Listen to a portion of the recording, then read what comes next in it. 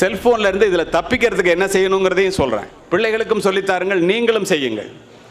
செல்ஃபோனை கண்டுபிடிச்ச apple phone CEO Steve jobs சொன்னார், apple proved that a cell phone can change the world within 10 years. Every once in a while a revolutionary product comes along and it changes everything.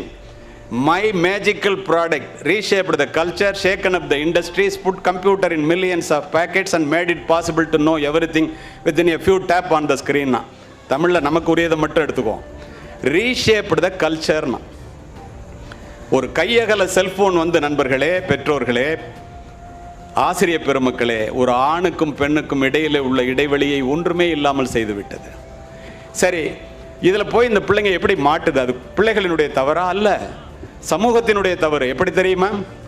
இந்தியாவில் இன்றைக்கு சராசரியாக, நன்றாக காதிலே வாங்கி கொள்ளுங்கள், ஒரு நாளைக்கு ஒவ்வொரு இந்தியனும் 150 முறை செல்ஃபோனை எடுத்து நம்ம சோதித்து பார்க்குறோமா என்ன வந்திருக்குன்னு. உக்ரைனில் குண்டு விழுந்துருச்சா, ஓசோனில் ஓட்டை விழுந்துருச்சா? இதெல்லாம் நடக்காது. இது இல்லாதப்போ வாழ்ந்துட்டு தானே இருந்தோம்.